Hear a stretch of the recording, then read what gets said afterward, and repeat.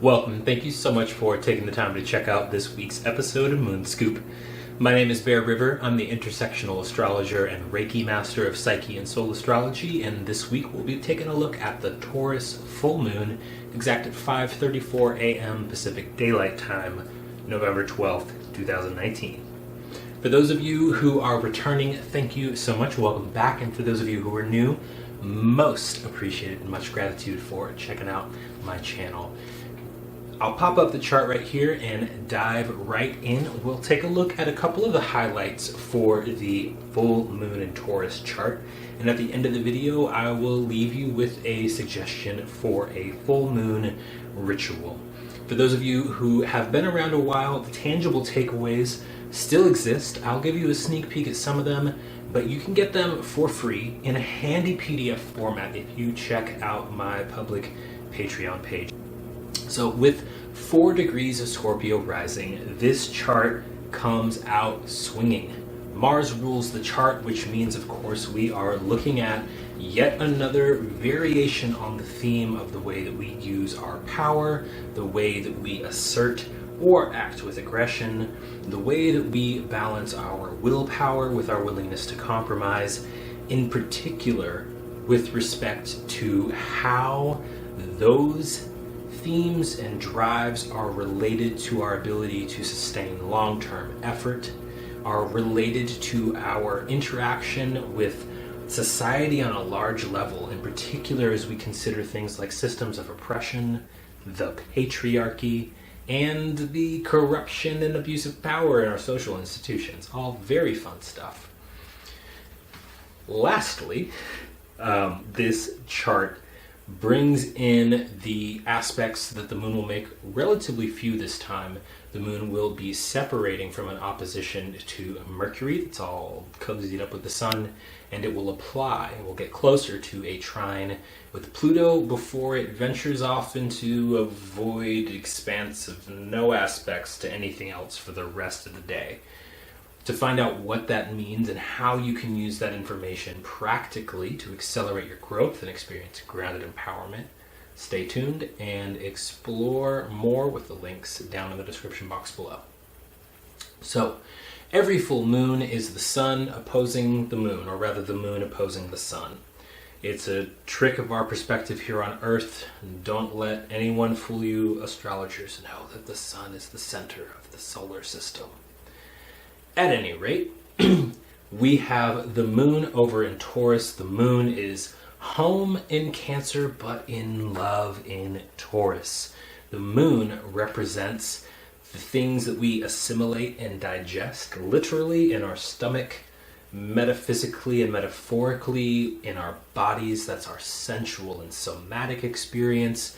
You can think of the moon as being indicative of the vehicle of the body, whereas the sun represents the driver of that vehicle, our I, me, ego self that we experience as being the director of the show.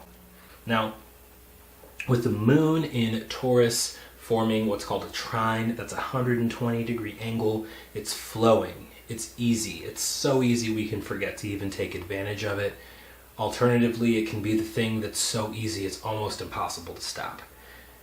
Good or bad, whether we love it or hate it, this moon trine Pluto is bringing the personal and the really large, like global, cultural, socio-political, over long scales of time too. Of course, the systems of oppression that we experience and live in, the patriarchy, corruption of our state institutions, these aren't exactly brand new inventions of the modern time.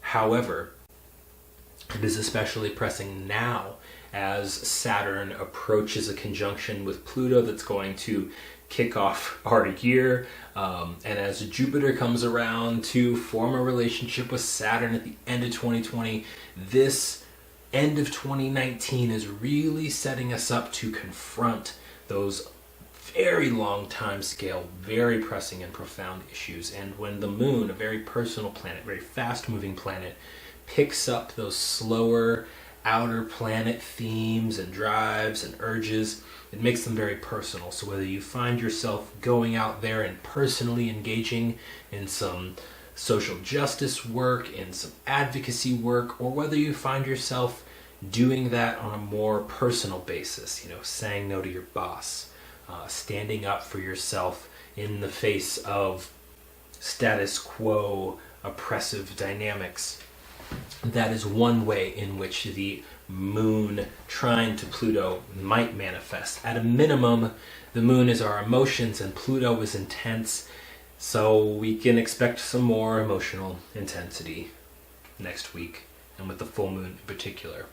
Now, as I mentioned at the beginning of this video, the rising sign and the specific degree of the rising sign in this full moon chart pulls in the exact place where the new moon took place back on November the 2nd.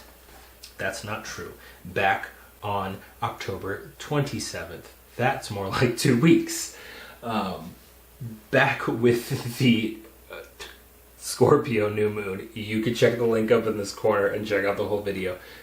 Just to follow up and see what's developed for you over the last 2 weeks, whether you're revisiting some of that tangible takeaway astro homework type stuff, or whether you're looking at it for the first time. It can really help to provide some context and to make some sense out of what's going on right now. Now, for this particular moon, the only other big things to mention are that there's not a lot of aspects taking place. In fact, the moon will have already formed the opposition with Mercury, which I discuss in more detail in this week's Making the Moon Work For You workbook document. If you have a name suggestion for that, I'd love to hear it down in the comments below. But in this document that I put out for you, I go into a little bit more depth about why the moon is so important when it comes to understanding and working with Mercury. And it boils down to this. Mercury is so close to the sun. Our thoughts are so close to our identity, the sun. We can never have conscious distance and perspective from our thoughts. We're either unified to the point of being indistinguishable from, or we're so very closely allied with Mercury that the sun and Mercury tend to just go together. Now, the moon, our vehicle, our somatic experience, our feeling body, our subconscious, you could call it a couple of different things, but that can be opposite Mercury. It can be square Mercury. It can have any relationship to Mercury.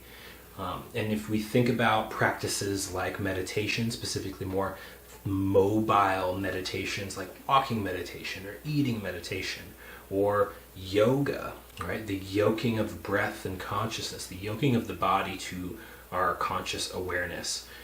Those movement-based, body-based, somatic-based practices allow us to get some objectivity, or at least some perspective from our thoughts. It allows us to discern the difference between what the ego wants or says about our experience versus what we've actually felt, versus our actual needs.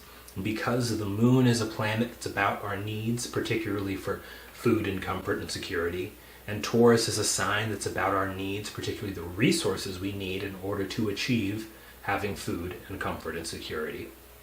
This particular full moon time period is very much about getting into our bodies so that we can work with what has come up.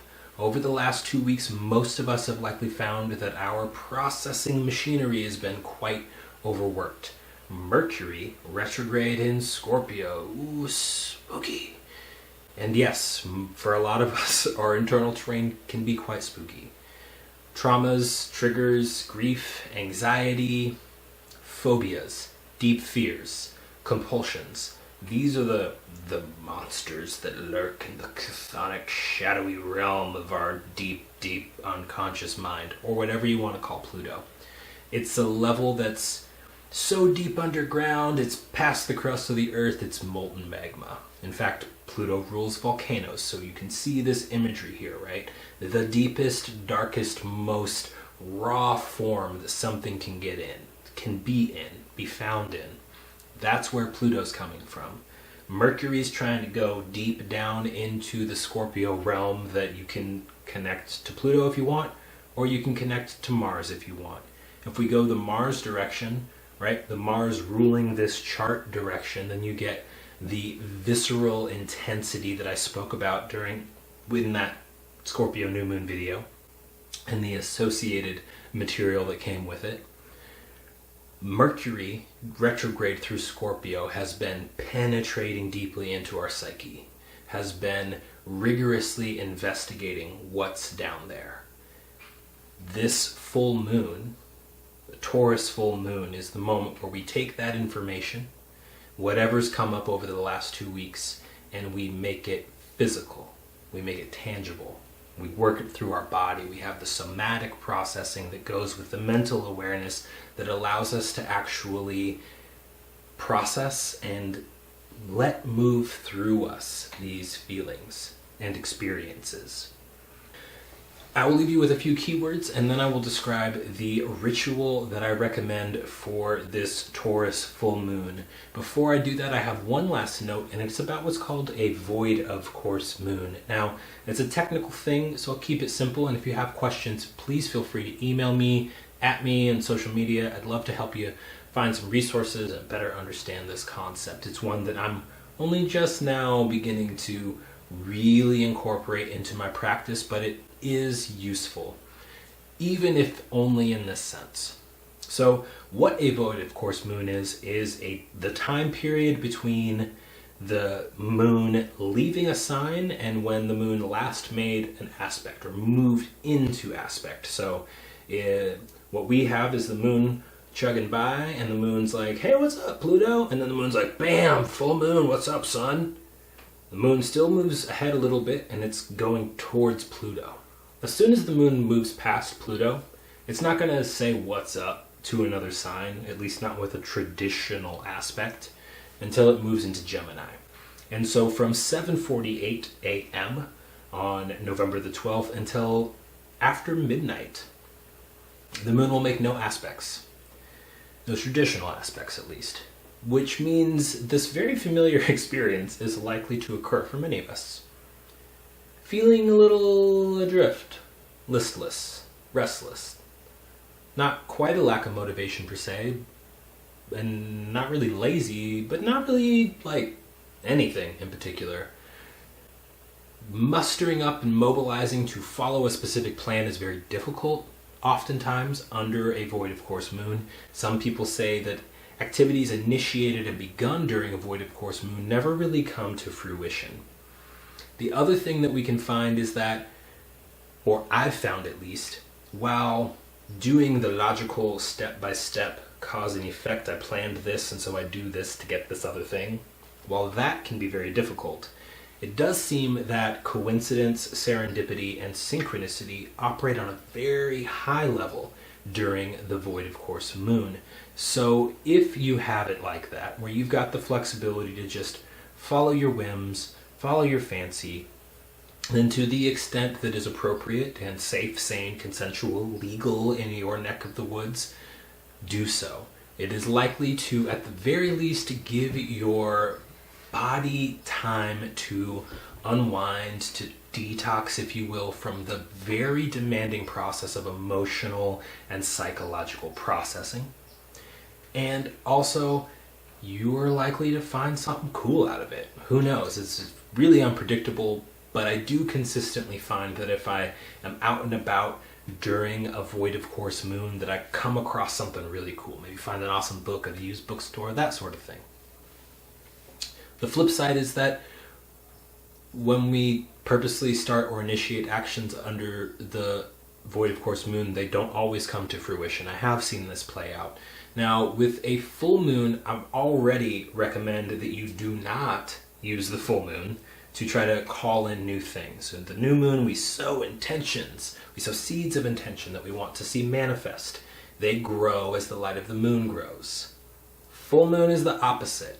Sowing seeds or looking like a farmer's almanac. You don't want to plant under a full moon. You want to harvest under a full moon.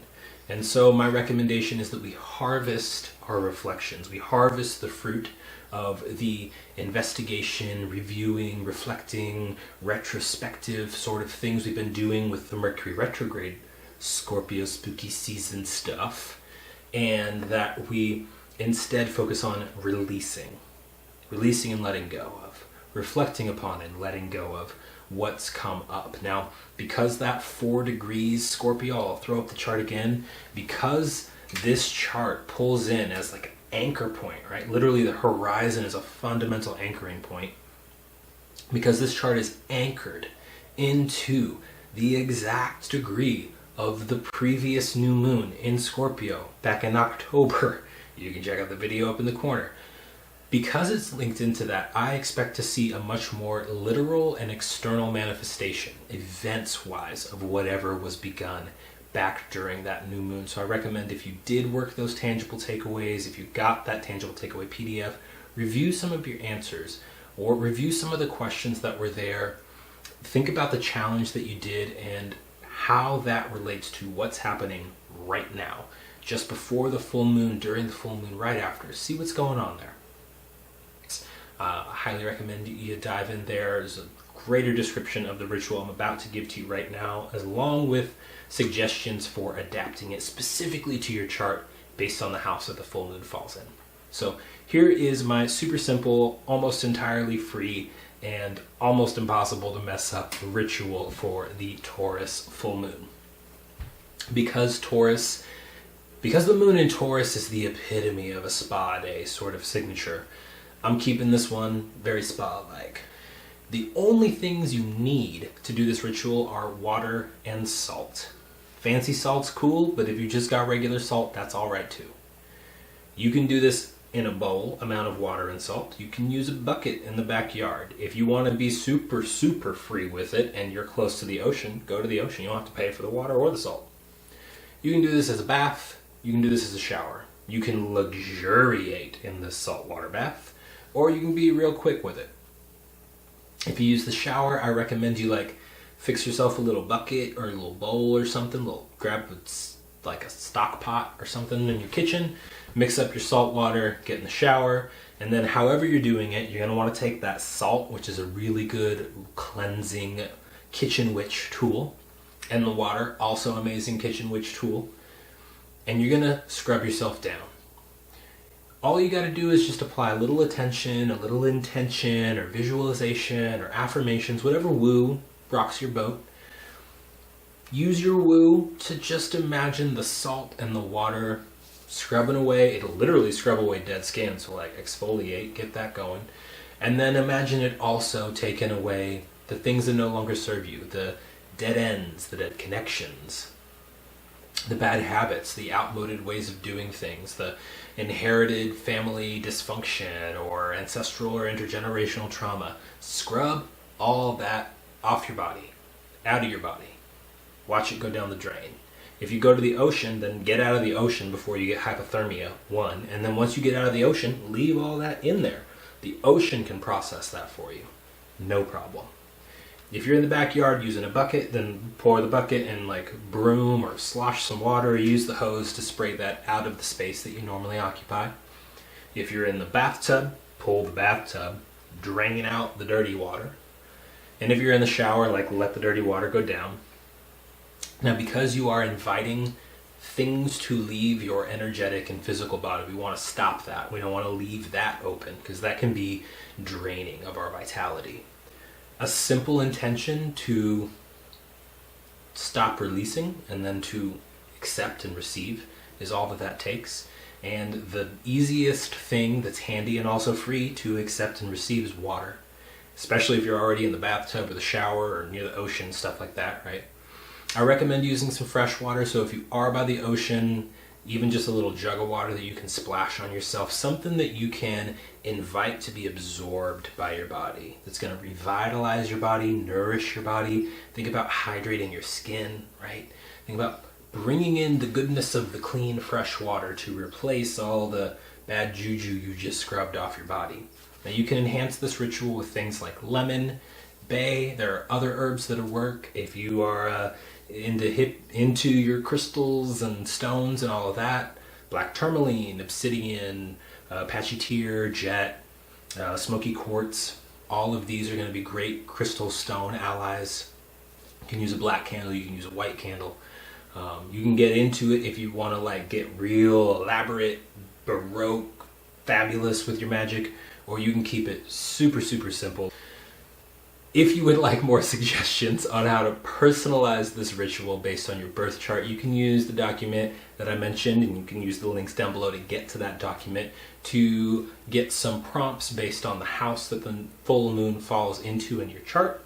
Of course, if you would like support, guidance, reflection, some fiercely compassionate accountability, and jokes, I promise at least one joke, then you can schedule yourself a Making the Moon Work for You private consultation. They are 35 minutes long, only $30. And of course, all of my sessions are available on a sliding scale. So if the price that's listed doesn't work for you, please just reach out. I'm happy to work out something that feels great for both of us. Before I sign off, I have a big, huge, massive thank you and shout out to Jackie. Thank you so much for pledging your support on Patreon. It means the world to me. I've got a big thank you for you as well on my wall of appreciation. If patronage, services, and all that isn't quite in the cards for you today, but you would like to show your support, totally free things you can do include hitting the thumbs up button right over there, smashing on that subscribe bar over there, ringing the notification bell, if you want to get notified as soon as new content becomes available. And of course, sharing this content with your social network, with your friends and the people who matter to you. If you are touched by this work, if you find benefit in this work, I would love to hear from you. Feel free to @ me, shout me out, DM me, email me, drop a comment below, whatever works best for you.